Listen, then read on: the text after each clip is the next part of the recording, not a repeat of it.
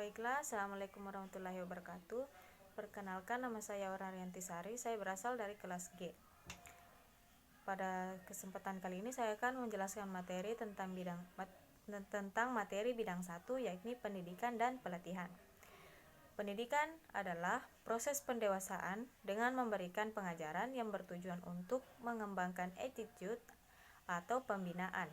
Sedangkan pelatihan adalah proses menguasai pengembangan minat dan bakat dalam jangka pendek yang berstruktur dan sistematis dengan pembelajaran secara praktis. Adapun program kerja bidang 1 yakni yang pertama upgrading, yang kedua TOT atau training of trainer, yang ketiga LDKM atau LMT atau pengkaderan. Kemudian tupoksi bidang 1 yakni yang pertama pembinaan dan pengembangan potensi dasar ilmiah mahasiswa sebagai upaya peningkatan kualitas sumber daya manusia. Yang kedua, pembinaan dan pengembangan potensi kualitas kadar organisasi sebagai upaya peningkatan kemampuan manajerial organisasi. Kemudian pendidikan. Apa itu pendidikan? Kata pendidikan berasal dari bahasa Inggris yaitu education, yang diserap dari bahasa Latin education, yang jika dipisahkan menjadi e dan duka. Huruf e berarti suatu proses pengembangan dan dalam keluar, sedangkan kata duka berarti sedang berkembang. Adapun secara terminologi, pendidikan merupakan suatu proses perubahan sikap dan etika serta perilaku seseorang maupun berkelompok dengan tujuan untuk meningkatkan pola pikir melalui pelatihan yang bersifat mendidik. Sejarah pendidikan pertama di Indonesia masuk karena adanya agama yang masuk pada kerajaan di Indonesia. Yang pertama adalah agama Hindu, Kristen, dan Islam. Awal terbentuknya pendidikan di Indonesia adalah karena masuknya pedagang yang diikuti dengan penyebaran agama, yang akhirnya menjadi landasan atau alasan mengapa pendidikan bisa masuk di Indonesia. Pendidikan sebelum kemerdekaan atau pasca kemerdekaan terbagi menjadi 3, yaitu pada masa Orde Lama, Orde Baru, dan masa Reformasi. Baiklah, selanjutnya saya akan menjelaskan materi bidang kedua, yakni potensi minat dan bakat mahasiswa. Baiklah, apa itu potensi? Potensi merupakan sebuah kemampuan atau kekuatan yang dimiliki oleh setiap individu dan memiliki kemampuan untuk dikembangkan. Sedangkan minat yakni adalah suatu kecenderungan hati yang tinggi terhadap suatu keinginan yang mengandung unsur-unsur perasaan. Minat sendiri merupakan suatu dorongan atau keinginan dalam diri seseorang terhadap objek atau kegiatan tertentu. Adapun program kerja dari bidang 2 yaitu yang pertama Porsema, yang kedua Makro atau Manajemen Art Creativity on 2023. Kemudian ada kelas minat dan bakat, kemudian ada training Practical Business and Plan. Adapun tupoksi dari bidang kedua yakni pembinaan dan pengembangan potensi mahasiswa Prodi Manajemen FEB UNM melalui penyaluran bakat dan minat di berbagai bidang. Yang kedua, pengadaan media dan fasilitas yang dapat menunjang potensi mahasiswa. Baiklah, selanjutnya adalah materi dari bidang 3 yakni advokasi dan kajian strategi. Advokasi merupakan suatu bentuk komunikasi yang bertujuan untuk mempengaruhi dan mengambil kebijakan atau suatu keputusan. Salah satu bentuk tindakan yang mengarah terhadap pembelaan, memberi dukungan atau rekomendasi dukungan yang aktif. Advokasi sendiri merupakan sebuah bentuk pembelaan rakyat terhadap kebijakan-kebijakan yang tidak sesuai terhadap rakyat atau tidak pro terhadap rakyat, atau bisa juga dikatakan sebagai kegiatan yang bertujuan untuk mengontrol sebuah kekuasaan.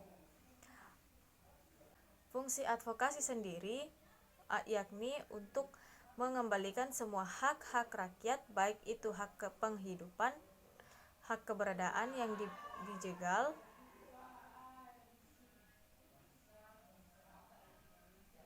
maupun segala bentuk pembelaan terhadap rakyat dengan cara sistematis dan terorganisir. Adapun sasaran dari advokasi adalah semua kebijakan-kebijakan yang tidak sejalan dengan kepentingan rakyat. Tujuan dari advokasi sendiri adalah untuk mengubah situasi atau keadaan yang mana pada situasi tersebut tidak ideal atau tidak sesuai dengan yang diharapkan. Terdapat dua metode advokasi, yakni metode litigasi dan metode non-litigasi. Sebelum advokasi harus ada riset untuk mencari data dari sebuah isu dan permasalahan yang akan diangkat. Dalam data tersebut, kita dapat mengangkat permasalahan yang ingin dinegosiasikan dalam advokasi tersebut. Adapun etimologi dan terminologi. Etimologi berasal dari kata atau istilah, sedangkan terminologi membahas mengenai definisi atau sebuah istilah. Selanjutnya mahasiswa. Mahasiswa berada satu tingkat dengan siswa. Terminologi mahasiswa yakni seseorang yang terdaftar di suatu perguruan tinggi negeri maupun swasta yang mengikuti semester berjalan yang sadar akan hak dan kewajibannya. Adapun hak mahasiswa yakni mendapatkan ilmu pengetahuan, berhak mendapatkan fasilitas kampus. Adapun kewajiban mahasiswa yakni membayar UKT. Fungsi mahasiswa sendiri yaitu yang pertama sebagai agen perubahan, yang kedua sebagai kontrol sosial, yang ketiga sebagai moral force. Terdapat beberapa tipe mahasiswa. Yang pertama apatis, yakni siswa yang bodoh amat dan tidak memperhatikan lingkungannya. Yang kedua ada mahasiswa aktivis atau organisatoris, yakni mahasiswa yang aktif dalam sebuah organisasi. Yang ketiga ada hedonis atau mahasiswa yang senang berfoya-foya. Yang keempat ada mahasiswa akademis, yakni mahasiswa yang ambisius dan fokus terhadap akademisnya. Selanjutnya saya akan membahas materi bidang keempat, yakni humas dan kerjasama. Humas atau dikenal sebagai hubungan masyarakat adalah bagian dari organisasi yang bertugas berkomunikasi dengan publik, baik berupa komunikasi satu arah maupun dua arah. Kerjasama adalah suatu kegiatan atau usaha yang dilakukan dua orang atau lebih untuk mencapai tujuan bersama.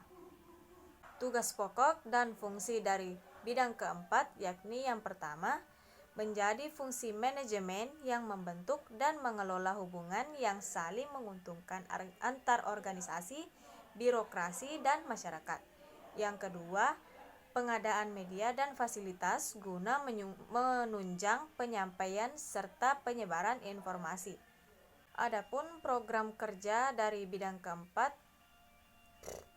adapun proker dan rekomendasi dari bidang keempat yakni yang pertama medsosmen atau media sosial manajemen, yang kedua manajemen journey, yang ketiga bakti sosial atau baksos.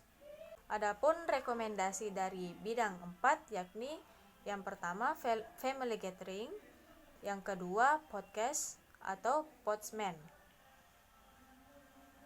Dalam Fakultas Ekonomi dan Bisnis terdapat beberapa jurusan, yakni yang pertama manajemen, yang kedua akuntansi S1, yang ketiga akuntansi D4, yang keempat pendidikan akuntansi, yang kelima pendidikan ekonomi, yang keenam ekonomi pembangunan, yang ketujuh kewirausahaan, dan 8 bisnis digital.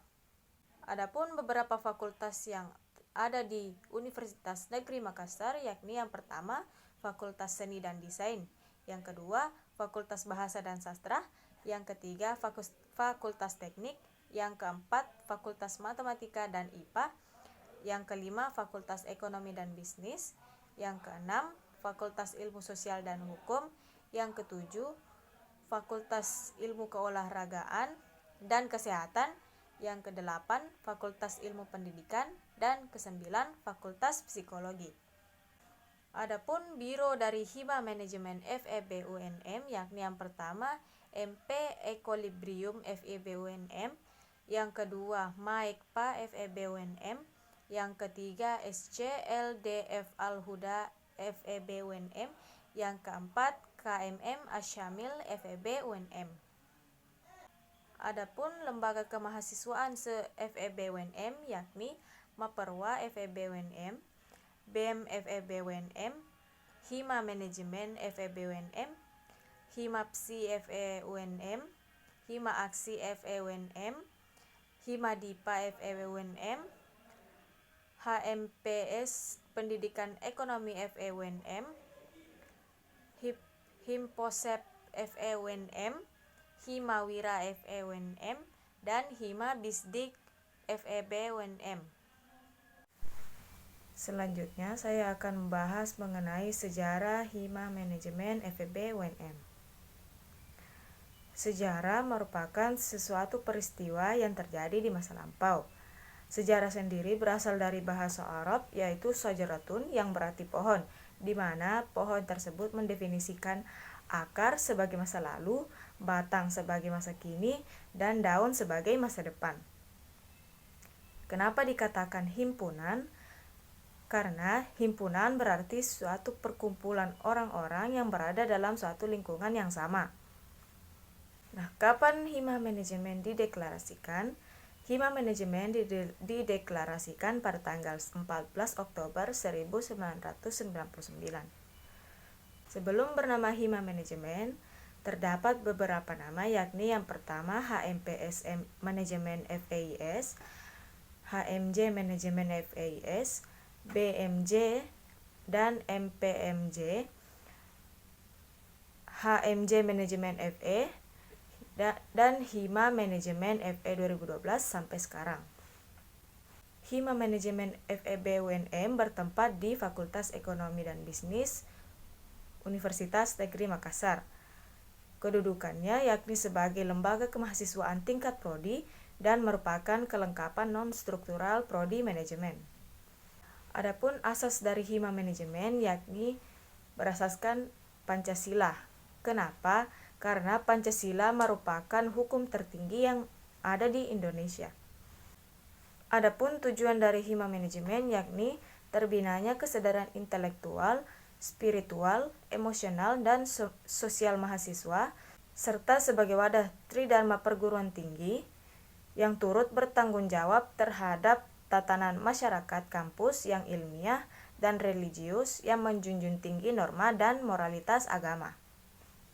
Adapun kedaulatan dari Hima Manajemen FEB UNM yakni kepengurusan anggota penuh Hima Manajemen dan dilakukan sesuai Undang-Undang Hima Manajemen. Baiklah, sekian pemaparan materi yang telah diberikan oleh Himpunan Mahasiswa Manajemen FEB UNM dan Sejarah Manajemen FEB UNM. Saya Aura Riantisari, mohon maaf apabila ada perkataan saya yang salah. Wassalamualaikum warahmatullahi wabarakatuh.